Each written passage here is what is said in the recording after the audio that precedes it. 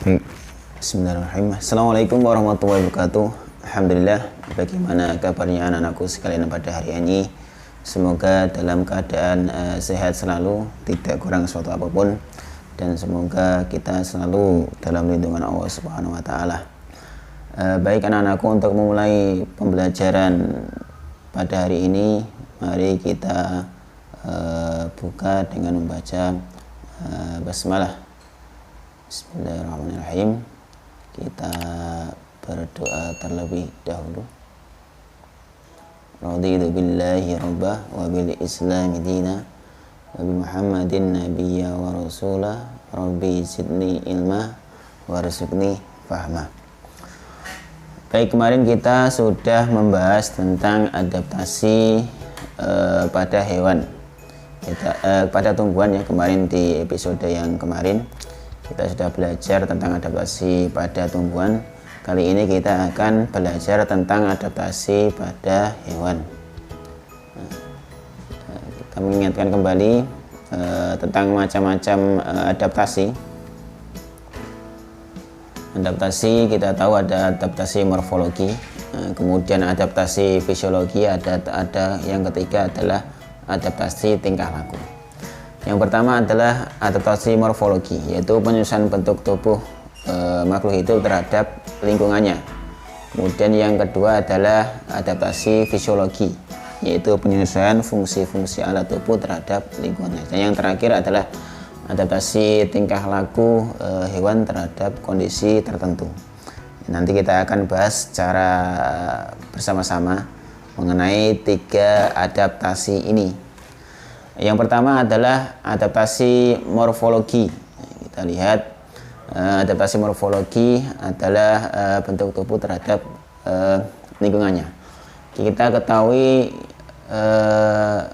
hewan ini ada contohnya, kita bisa melihat dari paruh burung. Paruh burung itu antara burung yang satu dengan burung yang lainnya itu berbeda. Antara burung satu yang burung lainnya itu berbeda. Contohnya ada burung pipit dan burung elang. Bentuk paruhnya dia akan berbeda. Dari saya geser ke sini ke atas dulu ya, supaya kameranya tidak mengganggu layarnya. Ada burung pipit, bentuk paruh pendek, kuat, dan dia berfungsi untuk makan biji-bijian. Jadi karena biji itu bagi burung ini agak keras, sehingga Allah Subhanahu wa taala menciptakan desainnya seperti itu, pendek tapi kuat. Itu dia pemakan biji-bijian. Selanjutnya yaitu elang. Kita ketahui bahwa burung elang dia paruhnya tajam, kemudian kuat, bagian ujungnya itu dia melengkung. Gunanya adalah untuk mencapik mangsanya ketika dia terbang, kemudian menggunakan kakinya yang sangat tajam itu untuk mencekram, kemudian dia makan dengan paruhnya yang sangat kuat, kemudian bagian ujungnya melengkung untuk mengoyak mangsanya. Kemudian selanjutnya contohnya pada burung kolibri. Nah, kita selanjutnya adalah bebek. Pada unggas itu bentuk paruhnya seperti sudu untuk mencari makanan di tempat yang becek atau berlumpur. Jadi kita tahu bentuknya seperti itu ya, dia sudu. Dia ketika untuk mencari makanan di tempat becek itu akan lebih mudah seperti itu. Kemudian ada burung pelatuk, kita paruhnya panjang, kemudian kuat dan runcing. Karena kita ketahui burung pelatuk dia suka mematuk di pohon-pohon untuk mencari serangga di pohon yang lapuk dan lain sebagainya. Nah, terkadang dia untuk membuat rumah di dalam pohon itu, maka bentuknya panjang dan kuat, kemudian runcing untuk bisa mencari serangga di pohon. Selanjutnya adalah menurut jenis makanannya. Jadi separuhnya hewan, ada burung kolibri, kita ketahui paruhnya tajam, kemudian runcing, fungsinya untuk bisa mengambil nektar yang ada pada bunga. Jadi kolibri itu panjang, sehingga kalau kita ketahui bahwa bunga itu kan dia mempunyai kelopak, bentuknya kan agak ke dalam, sehingga didesain seperti itu untuk bisa menjangkau nektar yang ada di dalam bunga. Kemudian ada lagi burung pelikan. Burung pelikan kita ketahui dia ada kantongnya, di paruhnya itu ada kantongnya supaya dia mudah untuk mencari ikan di dalam air. Jadi subhanallah, luar biasa ciptaan Allah Subhanahu wa taala dengan desain yang burungnya sangat indah, kemudian ada kantongnya seperti itu, sehingga dia bisa mencari makanan, bisa mencari ikan di dalam air. Kemudian ada burung bangau, itu bentuknya besar dan tajam untuk menangkap ikan. Kita bisa lihat gambarnya. Selanjutnya ini bentuknya adaptasi morfologi ya, kita tahu ada macam-macam burung. Kemudian paruhnya juga bisa kalian lihat sendiri.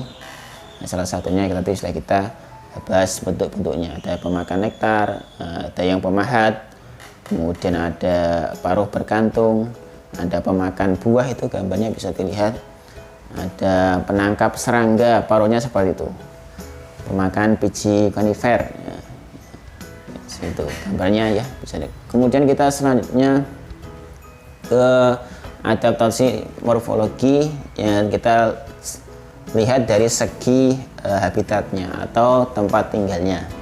Kita ketahui bahwa Raja Wali elang itu bentuknya sangat tajam, berkuku tajam, kemudian untuk mencengkram mangsanya. Kita ketahui ada bebek, bentuknya ada kakinya ada selaputnya, itu untuk memudahkan selain juga berenang, dia berfungsi untuk berjalan di tempat yang becek. Sehingga ketika berjalan di tempat becek, kalau ada selaputnya dia kan bisa tertahan, sehingga bisa berjalan dengan enak. Pelatuk bentuknya seperti itu, runcing seperti yang ada di gambar itu. Kemudian jarinya yang kuat seperti itu untuk mencengkram kakinya di pohon, fungsinya untuk memanjat. Jadi sudah ada desainnya seperti sesuai dengan tempat tinggalnya. Kemudian lagi kalau kita lihat di bagian serangga, itu setiap mulutnya juga berbeda-beda. Ada yang tipe dia pengisap, pengisap seperti ada kupu-kupu, dia fungsinya untuk mengisap nektarnya itu. Kemudian ada yang tipe penusuk, seperti nyamuk. Kemudian penjilat seperti itu gambarnya, ada lalat, ada penyerap mirip spon ya, seperti itu juga sama dari lalat. Kemudian penguyah seperti belalang, penguyah gambarnya seperti itu. Gambar yang pertama itu dia seperti belalang, jangkrik, itu tipe-tipenya seperti itu. Contohnya ada belalang, kupu-kupu, kemudian ada lalat, ada nyamuk, bisa dilihat di gambarnya. Selanjutnya adaptasi fisiologi. Jadi fungsi alat tubuh dengan lingkungan. Contohnya seperti kalau kita manusia dia ketika bersuhu tinggi dia akan berkeringat. Ketika kita berolahraga, kemudian suhu badan kita tinggi, maka kita akan mengeluarkan keringat. Kemudian kalau kita kedinginan, kita akan menggigil. Kemudian hewan herbivora, dia yang pemakan tumbuhan. Gambar pemakan tumbuhan, dia memiliki enzim slusa untuk mencerna makanan yang ada di dalam tubuhnya. Jadi ketika tumbuhan itu dicerna oleh hewan, kemudian di enzimnya di perut ini dihancurkan oleh enzim selusa. Kemudian lagi ada juga cacing tanah yang memiliki kelenjar zat kapur untuk menetralkan zat makanan berupa daun yang busuk.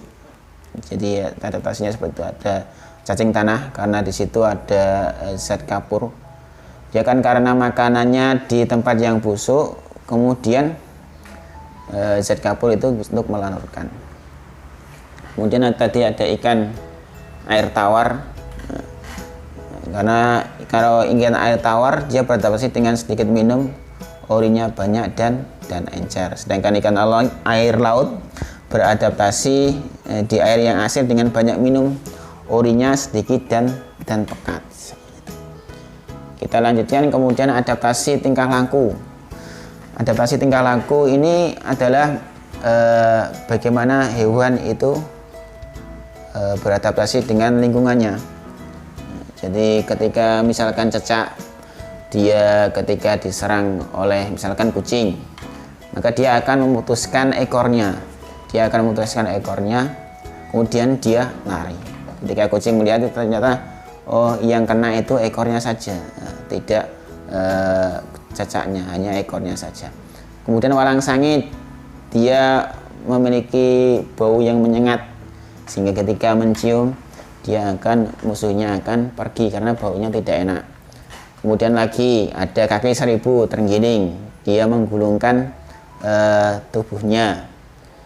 Kemudian ada lagi musang dan kumbang, dia berpura-pura mati ketika ada dikejar, kemudian dia seolah-olah dia mati, kemudian dikira musuhnya sudah mati sehingga ditinggalkan seperti itu. Kemudian cumi-cumi kalau ketika dia mengeluarkan tinta, kemudian dia fungsinya untuk mengelabui musuhnya. Kemudian kalau dia anjing, dia menjulurkan lidahnya ketika selesai berlari. Baik ya, itu untuk macam-macam adaptasi. Tadi ada adaptasi morfologi, ada adaptasi fisiologi, kemudian ada adaptasi tingkah laku. Demikian untuk videonya. Jangan lupa anak-anak untuk ketika menyimak video ini, silahkan kalian untuk berkomentar di bawah, ditulis namanya sebagai bentuk kalian sudah absensi dan sudah melihat video pembelajaran ini ya. Jangan lupa untuk di like dan subscribe. Demikian, semoga bermanfaat. Mari kita tutup dengan baca alhamdulillah dan doa kafaratul majlis. Alhamdulillahirabbil alamin, subhanakallahumma wa bihamdika asyhadu an la ilaha illa anta astaghfiruka wa atubu ilaik. Saya akhiri. Assalamualaikum warahmatullahi wabarakatuh.